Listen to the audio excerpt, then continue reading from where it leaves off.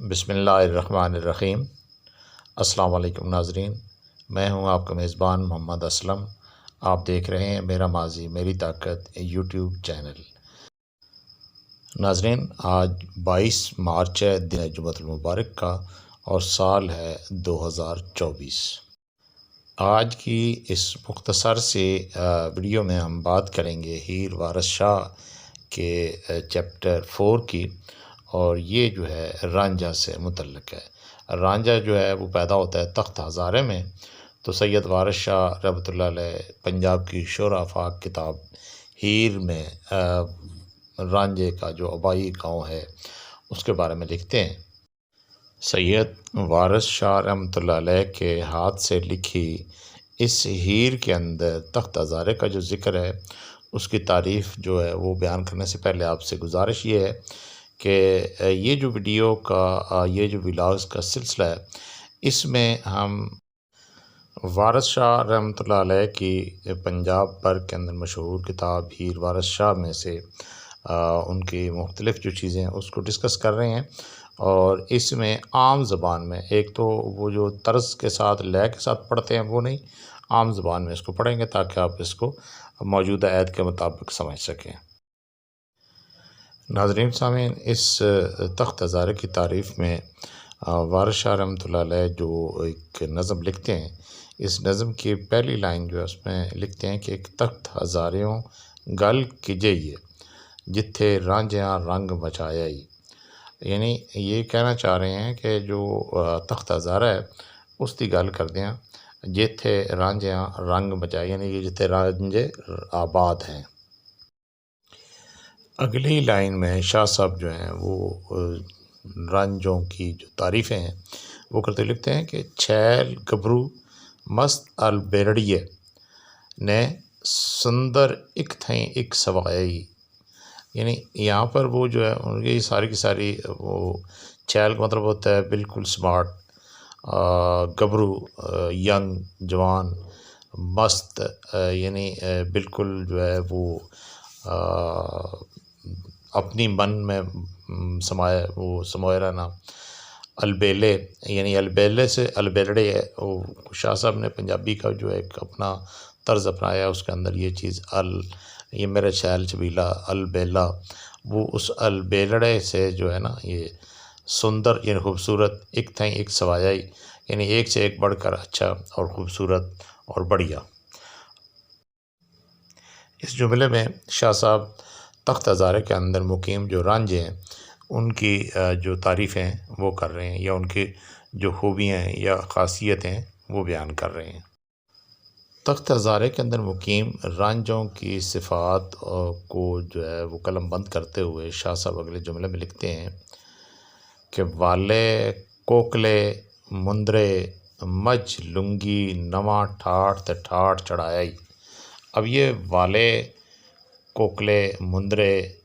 یہ وہ چیزیں ہیں جو پہلے وقتوں میں مرد استعمال کیا کرتے تھے۔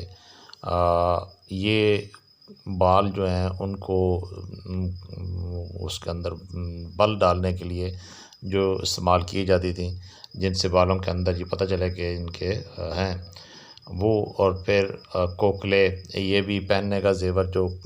کانوں کے ساتھ لٹکائے جاتے تھے، مندرے جو بڑے ہاتھوں میں ڈالے جاتے تھے انگلیوں میں، تو یہ مجھ لنگی، یعنی اب تو ہم پینٹ استعمال کرتے ہیں، شرٹ استعمال کرتے ہیں، شلوار استعمال کرتے ہیں، قمیض استعمال کرتے ہیں، تو ماضی میں تہمد استعمال ہوتا رہا، ابھی بزرگ لوگ جو ہیں وہ کرتے ہیں۔ اسی کی طرح ایک بالکل کلرفل جو تہمد ہوتا ہے لنگی ملتان کے علاقے میں اب بھی استعمال ہو رہی ہے، یا سندھ کے کچھ علاقوں میں استعمال ہو رہی ہے، تو یہ ٹھاٹ پہ ٹھاٹ یعنی ایک سے ایک بڑھ کے خوبصورتی کی جو طے ہے، بیوٹیفیکیشن اس کو آپ کہہ سکتے ہیں، وہ استعمال کر رہے ہیں یہ رانجھے۔ یہ اس وقت کی بات کر رہے ہیں جب یہ شاہ صاحب لکھ رہے ہیں۔ ہیر وارث شاہ کے اندر شاہ صاحب تخت ہزارے کے اندر مقیم رانجھوں کی جو حسن ہے یا جو رانجھوں کی تعریف ہے اس کو لکھتے ہوئے اگلے جملے میں لکھتے ہیں، کوئی حسن دی کان گمان سندر ایک دوجے دا انت نہ آیا ہی، یعنی یہاں پر جو ہے وہ کہہ رہے ہیں کہ یہ ایسی ہے تخت ہزارے کے اندر رانجھوں کا حسن جیسے کوئی حسن دی کان کے اندر، یعنی آپ کسی مائن کے اندر چلے گئے، وہ جو مائننگ ہوتی ہیں پہاڑوں کے اندر جس میں وہ کوئلہ بھی نکلتا ہے اور نمک بھی نکلتا ہے، سونا بھی نکلتا ہے، تو یہ جو ان کی وہ کہہ رہے ہیں کہ یہ جو تختہ زارہ ہے اس کے اندر رانجھوں کی جو خوبصورتی ہے اس کے بارے میں یہ خیال پیدا ہوتا ہے کہ یہ کوئی حسن کی کان ہے، اور ایک سے بڑھ کر ایک خوبصورت، ان کا کوئی اخیر نہیں ہے ان کی خوبصورتی کا۔ ویسے اب کان جو ہے وہ خالی ہے، کیونکہ پورے تختہ زارے کے اندر اس وقت تک کوئی رانجھا فیملی جو ہے وہ آباد نہیں ہے۔ وہ کیوں یہاں سے مائگریٹ کر گئی، اس کے اندر بھی ایک بہت بڑا جو ہے ٹریجڈی ہے، اس کے اوپر بھی بات کریں گے انشاءاللہ، ساتھ ساتھ آپ کو بتائیں گے کہ رانجھے جو ہیں وہ تختہ زارہ چھوڑ کر اس سے کچھ چند کلومیٹر فاصلے پر دور کیوں چلے گئے۔ ویسے تو پورے کا پورا ایریا ہی رانجھوں کا ہے، اور رانجھوں کی حسن کی خوبصورتی جو ہے وہ اس لیے ہے کہ رانجھے جو ہیں یہ محمد بن قاسم کے ساتھ آئے تھے، اور یہاں پر اس قبیلے کے لوگ اس سے پہلے موجود نہیں تھے۔ جتنے بھی رانجھے ہیں یہ سارے کے سارے محمد بن قاسم کے ساتھ آئے تھے، تو یہاں پر یہ ایک نئی قسم کے جو انسان ہیں وہ مقیم ہوئے ہیں اس زمانے میں، تو اس وجہ سے وہ تھوڑا سا دوسروں سے الگ ہیں۔ تخت ہزارے کی اپنی تعریف کرتے ہوئے شاہ صاحب اگلے جملے میں لکھتے ہیں، پھل ڈال تے باغ بہاراں، چھاواں ٹھنڈیاں نال سہایائی۔ یعنی اگر کوئی بندہ ایسا اس زمانے میں جو تخت ہزارے کو نہیں جا سکا تھا، تخت ہزارہ نہیں دیکھ سکا تھا، جو تخت ہزارے کے بارے میں نہیں جانتا تھا، تو اس سے وہ بتا رہے ہیں اس جملے کے اندر کہ فل ڈال، یعنی کہ اس کے اندر واقعتاً اس میں کوئی شک والی بات نہیں ہے، اب بھی بڑا خوبصورت خطہ ہے زمین کا تخت ہزارہ جو ہے۔ اب تو خیر وہ جو طرز کاشت ہے وہ تبدیل ہو چکا ہے، لیکن ماضی میں جب بالکل کنوؤں کی اور وہ مینول طریقہ کار تھے تب بھی یہ ایک اچھا خاصا زرخیز ایریا تھا، اور اس کے اندر جو اس کے آفیشیل جو دفاتر تھے وہ سرکاری، وہ تو کچھ عرصہ پہلے تک قائم رہے، اور اب وہ چونکہ اتنا زیادہ اس کی دیکھ بھال نہیں ہوئی تو ضائع ہو گئے ہیں، لیکن یہ ہے کہ وہ ایک اچھا جو ہے نا اس کا انوائرمنٹ اچھا تھا، چھاواں بھی بالکل اس میں جو کھجور کے بھی درخت تھے اور کھجور کے علاوہ باقی درخت بھی تھے، سہایا یعنی کہ اس کو ٹھنڈیاں سامنے کے ساتھ وہ بالکل سائے جو ہوتے ہیں جس میں لوگ ٹھہر سکیں وہ ساری چیزوں سے موجود تھیں، ریسٹ ایریا بھی تھا اور آبادی بھی تھی، یہ ساری چیزیں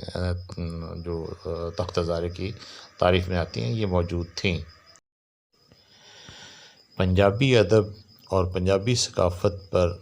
مشتمل ہیر وارث شاہ کی جو کتاب ہے اس میں شاہ صاحب تخت ہزارہ کی نظم میں لکھتے ہیں کہ عقل مند نے لوگ سلوک والے راٹھ جگ دے وچ سدایائی، یعنی یہ جو تخت ہزارے کے اندر رہنے والے لوگ ہیں جو رانجھے ہیں وہ عقل مند ہیں، لوک سلوک والے یعنی پیار محبت والے ہیں، ایک دوسرے کے ساتھ تعاون کرنے والے ہیں۔ راٹھ یہ راٹھور سے ہے، اور را اور ٹھور جو ہیں یہ دونوں چیزیں جب ملتی ہیں تو راٹھ بنتا ہے، یہ مخفف سمجھ لیں۔ اس کا مطلب یہ ہوتا ہے کہ رکھ رکھاؤ جو ہے اس کے اندر جو ان کا پہناوا ہے اس سے بھی پتہ چلتا ہے کہ یہ لوگ جو ہیں کھاتے پیتے ہیں۔ بہت سے ہمارے دوست ہیں جو کھاتے پیتے بھی ہوتے ہیں، مال مویشی بھی ہوتا ہے، زمین بھی ہوتا ہے جس کو مرلے کہا جاتا ہے، وہ بھی ہوتے ہیں،